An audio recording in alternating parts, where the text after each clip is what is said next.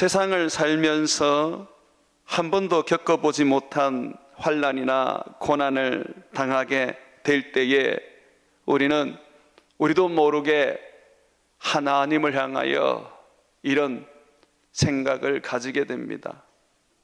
하나님을 믿는데 왜 이런 일이 생길까? 하나님을 위하여 살려고 애쓰는데 왜 내게 이런 문제가 발생할까? 하나님이 안 계실까? 아니야, 하나님은 계셔. 그럼 뭘까? 하나님이 나를 버리신 것일까? 이러한 생각들로 인하여 우리는 점점 작아지기 시작합니다. 위축되기 시작합니다. 아무것도 할 수 없는 무기력감에 빠지게 됩니다. 전도하고 싶은 마음조차도 다 사라지고 하나님이 나를 버린 것만 같은 생각과 느낌 때문에 너무 괴롭고 아파서 심지어는 죽으면 좋겠다 하는 극단적인 생각도 들기도 합니다. 하나님을 모르는 불신적인 삶과 함께 하나님을 알면서도 하나님께 버림받았다는 생각과 그 느낌을 가지고 살아가는 삶은 동일하게도 우리의 영적인 삶에 많은 고통과 좌절과 실망과 질환을 가지게 만듭니다. 그래서 사탄은 우리에게 불신을 가지지 못하게 할 바에는 차라리 하나님이 자기를 버렸다라고 생각하도록 만들려고 합니다. 예수 믿는 사람이 오늘도 이 자리에 나와서 예배 드리는 사람이 하나님이 나를 버렸다, 하나님 날 사랑하지 않는다라고 생각하면 얼마나 자괴감이 느껴지고 고통스러운지 몰라요. 오늘 여러분들이 읽은 말씀에 기드온이라는 사사가 등장합니다. 이 사람은 오랜 이웃나라 미디안 사람들의 침략과 노략을 당하면서 하나님이 자기도 버리고 자기 민족도 버렸다고 믿으며 살고 있었습니다. 그러다 보니 얼마나 이 사람이 작아지고 비굴해지고 나약해지고 사람과의 관계 속에서 위축해지는지 그 끝을 알 수 없을 정도로 추락하고 있었습니다. 하나님의 사자가 이 기드온을 만나러 갔을 때 기드온은 밀을 수확해서 타작을 포도주 틀에서 했습니다. 밀을 타작해서 수확할 때는 온 동네가 잔치고 온 나라가 축제여야 합니다. 사람들이 노래를 부르고 양을 잡아서 서로 나누면서 그들이 1년 내내 수고했던 그 농사의 결실을 서로 위로하고 기뻐하고 예배해야 합니다. 그러나 밀 수확과 함께 미디안이라는 나라의 사람들이 침공해 와서 7년 동안 모든 걸 다 노랗게 갔기 때문에 기드온은 또다시 빼앗기지 않으려고 그는 아무에게도 알리지 않고 포도주 틀 속에 들어가서 그 밀폐된 공간에서 힘겹게 밀을 타작하고 있었습니다. 한번 여러분 성경 한번 보시겠습니까? 11절 말씀입니다. 여호와의 사자가 아비에셀 사람 요아스에게 속한 오브라에 이르러 상수리 나무 아래에 앉으니라. 마침 요아스의 아들 기드온이 미디안 사람에게 알리지 아니하려 하여 밀을 포도주 틀에 타작하더라고 말하고 있습니다. 이 사람이 하나님이 자기를 버리고 자기 가족을 버리고 하나님이 자기 민족 이스라엘을 버렸다고 믿었을 때 그는 포도주 틀 안으로 들어가서 밀을 타작하는 작아지고 비굴하여지고 먹고 살기 위하여 몸부림치는 인생으로 전락해 버렸습니다.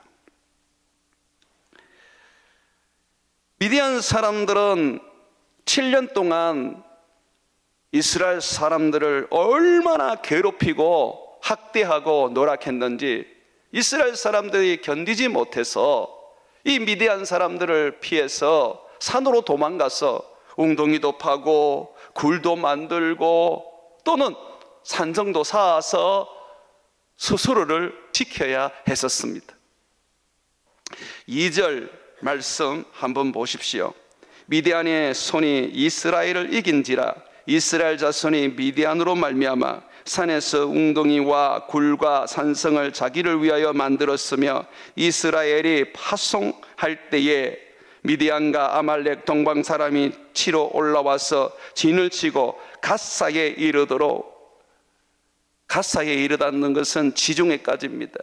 동쪽에서 시작해 가지고 서쪽까지 땅 끝까지 진을 치고 토지 소산을 면하여 이스라엘 가운데 먹을 것을 남겨두지 아니하며 양이나 소나 나귀도 남기지 아니하니 이는 그들이 그들의 짐승과 장막을 가지고 올라와 메뚜기 떼같이 많이 들어오니 그 사람과 낙타가 무수함이라. 그들이 그 땅에 들어와 멸하려 하니 이스라엘이 미디안으로 말미암아 궁핍이 심한지라. 자연재해로 인하여서 기근이 오거나 또는 가난함이 오는 게 아니라 이 미디안 사람들이 와서 노력하고 온 나라를 쑥대밭으로 만들어 놓으니까 얼마나 이스라엘 사람들이 가난하고 궁핍하고 고통스러운지 몰랐습니다. 하나님의 백성이라고 여겼는데, 하나님이 그들과 함께 한다고 여겼는데 7년 동안 메뚜기 떼처럼 와서 이스라엘을 황폐하고 완전히 멸망시켜 놓았을 때 기드온은 하나님이 나를 버렸다, 이스라엘을 버렸다라고 믿으며 그 스스로 비굴하여지고 작아지고 사람들과의 관계 속에서도 회피하며 도망을 다닐 수밖에 없었던 것입니다. 그런데 그러한 기드온에게 하나님이 나타나서 큰 용사여 하나님이 너와 함께 계시도다 라고 하면서 인사를 합니다. 기드온이 얼마나 그 인사를 듣고 놀랐겠습니까? 어찌 보면 마음에 화가 났지 않겠습니까? 큰 용사라고요? 나는 지금 포도주들 속에 들어가서 아무도 모르게 밀을 타작하고 있는데 이 꼴을 보면서도 지금 큰 용사라고 말을 하실 수 있습니까? 하나님이 함께 하신다고요? 함께 하시는 것이 지금 이 모습입니까? 온 나라에 재앙이 일어나고 온 나라에 기근이 일어나고 온 나라가 지금 망하고 있는데 어떻게 하나님이 함께 하신단 말입니까? 라고 하면서 그는 원망 아닌 원망을 가지고 반응을 했습니다. 여러분 12절 13절 한번 말씀 같이 한번 보시죠. 여호와의 사자가 기드온에게 나타나 이르되 큰 용사여 여호와께서 너와 함께 계시도다. 지금 계시는 게 아니고요, 그전부터 지금까지 줄곧 하나님이 함께 하셨다라고 말합니다. 그랬더니 기드온이 이렇게 말해요. 13절 기드온이 그에게 대답하되 오 나의 주여 여호와께서 우리와 함께 계시면 어찌하여 이 모든 일이 우리에게 일어났나이까? 또 우리 조상이 일찍이 우리에게 말해주기를 여호와께서 우리를 이집트에서 올라오게 하신 것이 아니냐 한 그 모든 이적, 홍해가 갈라지고 아말렉 사람들이 전쟁에서 패하고 광야에서 만나가 내려지고 메추라기를 주시고 반석에서 물을 주신 그 모든 것이 어디에 있나이까? 이제 여호와께서 우리를 버리사 미디안의 손에 우리를 넘겨주셨나이다. 큰 용사여, 하나님이 너와 함께 계시고 있다라는 말을 들은 기드온은 도저히 그 말에 대하여서 받아들일 수가 없었습니다. 하나님이 함께 하신다면, 나를 버리지 않았다면, 이스라엘 가운데 계신다면 왜 이런 일이 7년이나 일어나야만 하냐고 그는 하나님 앞에 반문하며 따지고 들었습니다. 여러분, 우리와 같지 않습니까? 하나님이 계신다는데 내가 하나님을 사랑하고 하나님도 날 사랑한다는데 그 아들도 아끼지 아니하고 십자가에 내어 주어 나를 위하여 죽으셨다고 하는데 왜 나에게 이런 일이 일어납니까? 왜 아직도 끊임없이 나에게 이런 고통이 주어집니까? 한두 번의 고통과 괴로움이면 내가 말하지 않겠습니다. 그러나 벌써 7년이나 벌써 10년이나 나는 지금 고통에 사로잡힌 채 고통의 늪에서 벗어나지 못하고 있습니다. 그런데 어떻게 하나님이 나를 버리지 않았다고 말할 수 있습니까? 라고 우리도 할 거예요. 하나님이 함께 계셨다면 분명히 기드온은 환난 중에도, 미디안의 공격과 침략과 노락 중에도 하나님을 느꼈을 텐데 7년이라는 세월 속에서 적어도 한 번이라도 하나님의 숨결을, 그의 손을 경험했을 텐데 왜 기드온은 천사의 말과 다르게 하나님을 전혀 느끼지 못하는 것일까요? 천사가 인사치레로 그냥 거짓말하는 것일까요? 아닙니다. 정말 기드온은 큰 용사였고 정말 하나님은 기드온과 함께 계셨습니다. 환난 중에도 고난 중에도 미디안의 침공과 노락 중에도 정말 하나님이 함께 하셨습니다. 그런데 왜 이 기드온은 깨닫지 못했던 것일까요? 알지 못했던 것일까요?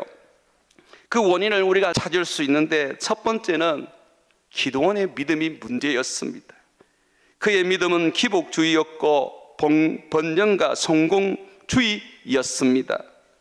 하나님이 함께하면 잘되고 형통하고 축복받고 평안하고 건강함만이 있을 것이라고 생각했습니다. 극히 그의 성공적이고 번영적이고 기복적인 이 생각이 믿음 속에 꽉 차 있었기 때문에 그에게 고난이 오고 가난하여지게 되고 여러 가지 환난이 생겼을 때에 하나님은 자기를 버렸다고 생각했던 것입니다. 여러분하고 같습니까? 잘되면 하나님이 나와 함께 하시고 성공하면 하나님이 나와 함께 하시지만 잘못되고 병들고 어렵고 망하면 하나님이 나를 떠나셨다라고 여기는 그런 마음이 여러분에게도 있습니까? 여러분, 하나님이 함께 계셔도, 하나님이 우리를 버리지 않아도, 하나님이 나를 너무너무 사랑하셔도 고난과 환난과 핍박과 어려움은 오게 되어 있습니다. 어찌 보면 하나님이 가장 사랑하는 사람에게 더 많은 고통과 고난이 찾아옵니다. 그 대표적인 사람이 누굽니까? 욥입니다. 욥은 동방의 의인이었습니다. 하나님이 얼마나 자랑스러워했고 사랑했는지 모릅니다. 사탄에게 욥을 거론하면서 욥을 자랑할 정도로 하나님은 욥을 좋아하셨습니다. 그러나 욥은 어떤 인생을 살았습니까? 10명의 자식들이 다 죽고 그 많던 재산이 다 사라지고 그는 피부병까지 걸려서 기와장으로 자신을 긁으며 고통스러워해야 했습니다.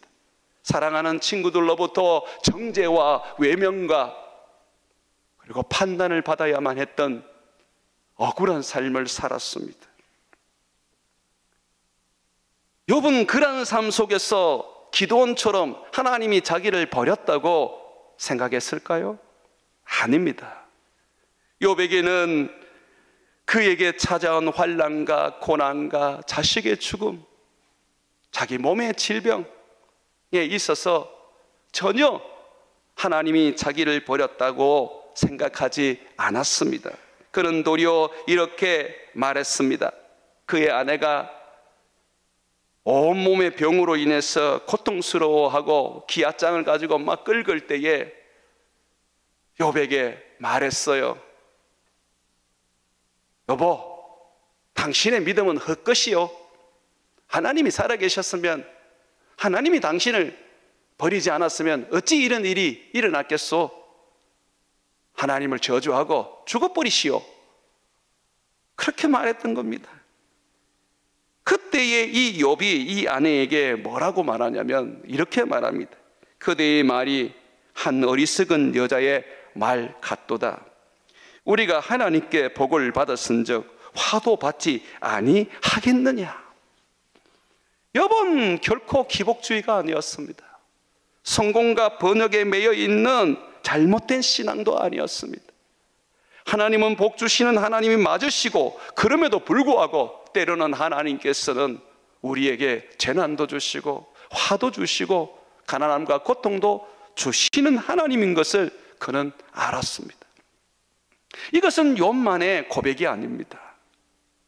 애를 놓지 못해가지고 평생 고통스러워하며 남편의 또 다른 아내로부터 끊임없이 조롱과 놀림을 받았던 한나도 동일하게 고백했습니다. 하나님은 죽이기도 하시고 살리기도 하시고, 하나님은 높이기도 하시고 낮추기도 하시고, 하나님은 있기도 하시고 없게도 하시는 전능하신 분이다 라고 했어요.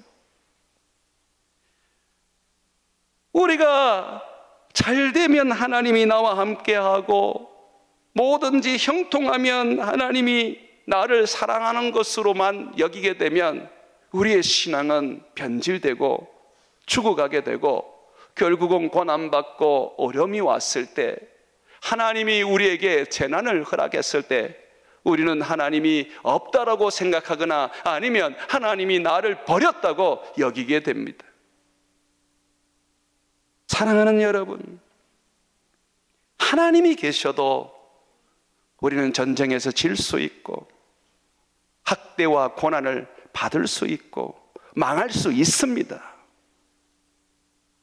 사무엘이 어렸을 때에 이스라엘이 블레셋과 전쟁을 했습니다.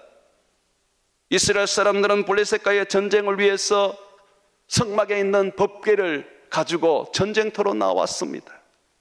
이 법궤는 하나님의 임재를 보여주는 성물이었습니다. 거기에는 하나님의 영광이 임하고 있었습니다. 정말 하나님이 살아계시는 것을 그 법궤를 통하여 나타내셨습니다. 그런데 그 법궤가 있음에도 불구하고, 요단강을 갈랐던 그 법궤가 있음에도 불구하고 이스라엘 백성들은 블레셋 사람들에게 처참하게 패배하고 많이 죽었습니다. 법궤는 뺏겨서 블레셋 사람들의 성으로 옮겨졌습니다. 그런데 그때부터 법궤는 하나님의 영광을 드러내며 블레셋 사람들에게 재앙과 재난을 내려 많이 죽게 만들었습니다. 여전히 법궤에는 하나님의 영광과 임재와 능력이 있었습니다. 그러나 하나님은 이스라엘이 블레셋과의 전쟁에 임했을 때에 아무것도 도와주시거나 어떠한 능력도 행하지 않았던 것입니다.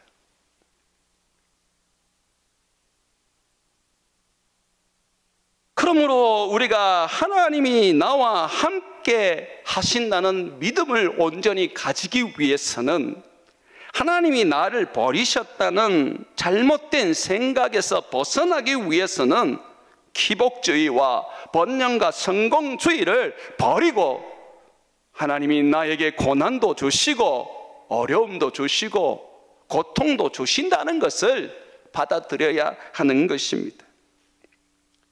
두 번째로 그 기드온이 하나님이 자기를 버렸다고 여기게 된 이유는 자기와 이스라엘이 저지른 죄가 무엇인지 제대로 몰랐습니다.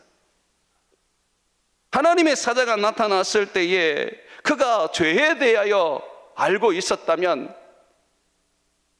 엎드려서 나는 죄인입니다, 용서해 주십시오라고 먼저 말했을 것입니다. 그러나 그는 하나님의 사자가 나타났을 때에 너무나도 당당했고, 그는 도리어 하나님이 계시다면 어떻게 해서 이런 일이 일어날 수 있습니까? 라고 하며 따지고 물었습니다. 이스라엘 백성들의 우상 숭배가 죄가 아니라고 여겼을까요? 아닙니다. 이스라엘 백성들의 우상 숭배가 죄라는 걸 알고 있었을 겁니다. 그러나 그 죄가 이토록 처참하고 비참한 결과를 맞이할 이유가 있을까라고 그는 판단했던 거죠.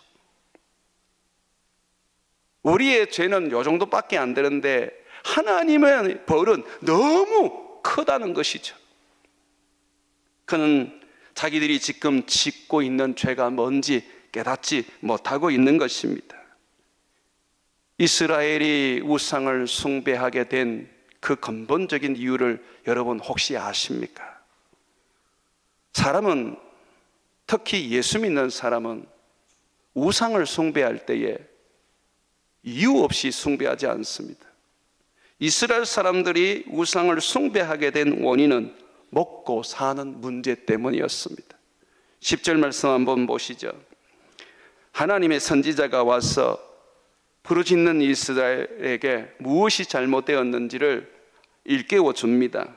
내가 또 너희에게 이르기를 나는 너희의 하나님 여호와이니 너희가 거주하는 아모리 사람의 땅의 신들을 두려워하지 말라 하였으나, 바알과 아세라를 두려워하지 말라 하였으나, 하나님 외에 다른 어떤 신도 두려워하지 말라 하였으나 너희가 내 목소리를 듣지 아니하였느니라 하셨다 하라고 말하고 있습니다. 왜 이스라엘 백성들은 아모리 땅의 신들, 가나안 땅의 신들 바알과 아세라를 두려워했을까요? 이 바알과 아세라는요, 농사의 신이었습니다. 비를 내리게 하고 곡식을 풍요롭게 결실하게 하는 신이었습니다. 이스라엘 백성들은 가나안 땅에 살면서 그들이 농사를 지으며 그런 생각들을 했습니다. 혹시 우리가 바알을 섬기지 않으면, 아세라를 섬기지 않으면 우리의 농사가 잘 안 되면 어떻게 해? 바알과 아세라를 우리가 섬기지 않으면 우리가 먹고 사는 문제로 고통스럽게 되면 어떻게 해? 농사가 망하기 전에, 우리의 기업이 망하기 전에 여호와 하나님도 섬기고 바알도 아세라도 섬기자라고 했던 것입니다. 여호와 하나님은 전쟁의 신이라 여겼고, 전쟁 때는 여호와 하나님을 찾고, 농사 지을 때는 바알과 아세라를 찾고자 그들은 타협했던 것입니다. 먹고 사는 문제로 인하여 그들은 혹시나 하는 마음에 바알과 아세라를 노엽게 하지 않고 복된 삶을 살고 싶어서 그들은 우상을 숭배했던 것입니다. 그러나 여러분 아세요? 하나님은 먹고 사는 문제가 두려워서 그 먹고 사는 문제를 해결해 줄 수 있다고 여기는 우상을 숭배하는 것에 대하여 용납하지 않습니다. 우리 주님은 질투하신 하나님이십니다. 신명기 4장 24절에서 26절을 보게 되면 내 하나님 여호와는 소멸하는 불이시요 질투하는 하나님이시니라. 네가 그 땅에서 아들을 낳고 손자를 얻으며 오래 살 때에 만일 스스로 부패하여 무슨 형상의 우상이든지 조각하여 내 하나님 여호와 앞에 악을 행함으로 그의 노를 일으키면 내가 오늘 천지를 불러 증거 삼노니 너희가 요단을 건너가서 얻은 가나안 땅에서 속히 망할 것이며 너희가 거기서 너희의 날이 길지 못하고 전멸될 것이니라고 하셨어요. 우리 하나님은 전쟁의 하나님일 뿐만 아니라 우리의 생사화복을 주관하시고 먹고 사는 문제를 책임져 주시는 분입니다. 이스라엘 백성들이 우상을 숭배하게 된 원인은 광야에서 그들의 조상이 범죄한 게 된 원인과 같았습니다. 먹는 문제, 입는 문제, 편하게 생활하는 문제, 그것이 결국은 원망이 되고 불평이 되어서 하나님을 떠나게 되고 심지어는 우상을 숭배하게 된 것입니다. 그래서 단순하게 우상 숭배로 인하여 하나님이 벌하셨다라고만 생각하면 안 됩니다. 우상 숭배로 하나님이 벌을 주셨지만 그 우상 숭배를 하게 된 원인을 우리가 알아야 우리도 우상 숭배에 빠지지 않을 뿐더러 내가 지금 우상 숭배하고 있는지 없는지 점검을 할 수가 있습니다. 마태복음 6장 24절을 한번 펴보십시오. 이거는 찾아야 합니다. 예수님의 말씀인데 오늘날 이 말씀을 너무 가볍게 여기고 있습니다. 그리스도인들이 말입니다. 주님은 분명하게 말씀하고 있는데 우리는 그냥 예 하면서 근성으로 듣고 있습니다.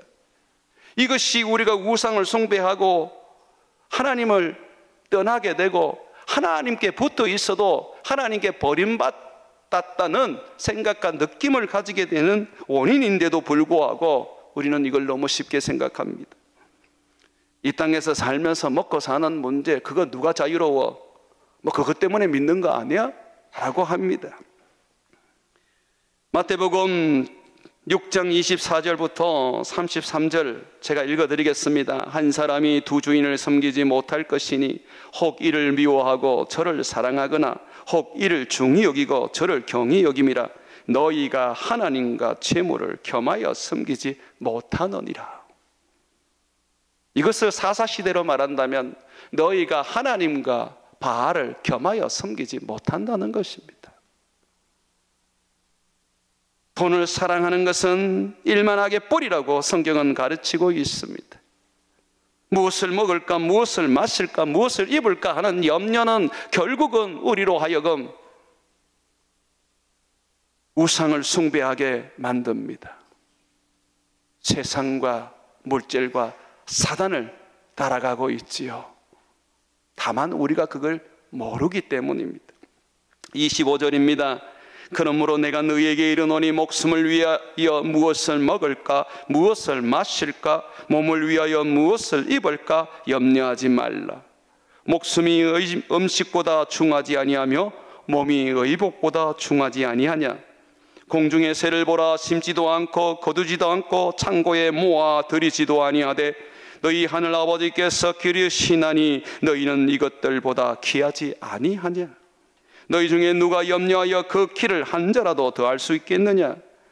또 너희가 어찌 의복을 위하여 염려하느냐. 들의 백합화가 어떻게 자랐는가 생각하여 보라. 수고도 아니하고 길쌈도 아니하느니라. 그러나 내가 너희에게 말하노니 솔로몬의 모든 영광으로도 입은 것이 이 꽃 하나만 갖지 못하느니라.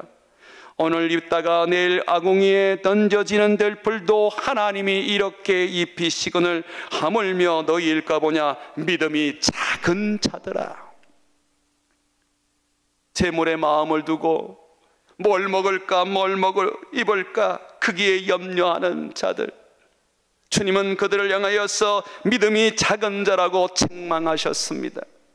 그 믿음이 결국은 흔들려서 믿음의 파선에 이르기까지 되고, 기드온 시대에는 사람들이 아세라와 바알을 숭배하게 되는 더 큰 범죄로 이어졌습니다.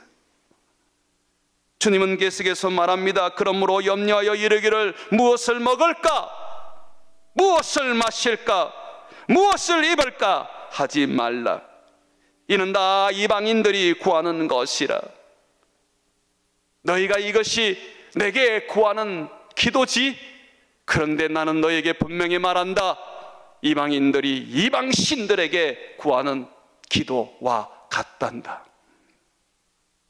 믿음이 아니라고 주님은 꾸짖으시는 것입니다. 너희 하늘아버지께서는 이 모든 것이 너희에게 있어야 할 줄을 아신다. 그러므로 너희는 먹고 사는 것보다 먼저 그의 나라와 그의 의를 구하라. 그리하면 너희가 먹고 사는 이 모든 것을 내가 더하여 주리라고 하시는 것입니다. 사랑하는 여러분, 기드온 시대의 이스라엘 백성들은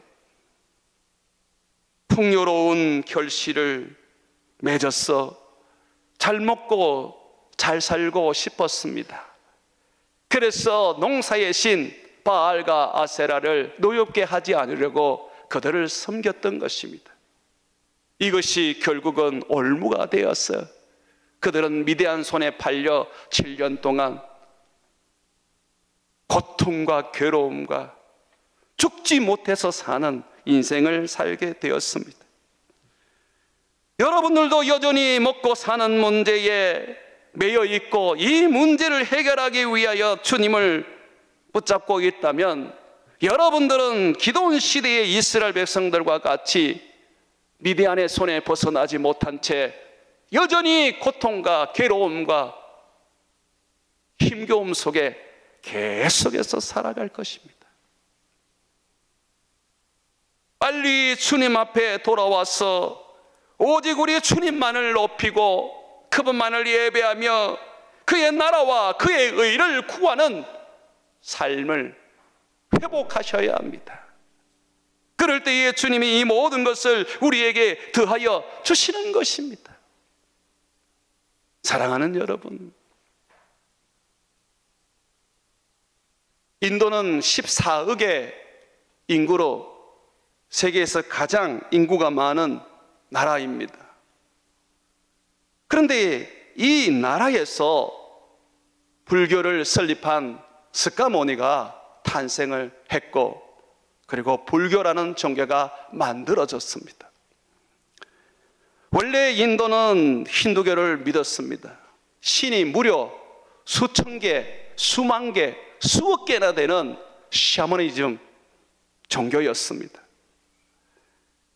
스카모니를 중심으로 불교가 일어나면서 샤머니즘, 기복주의, 이것을 타파하며 선을 행하고 바르게 살며 수행하며 거룩하게 살자고 불교를 만들어 온 나라에 퍼뜨렸습니다.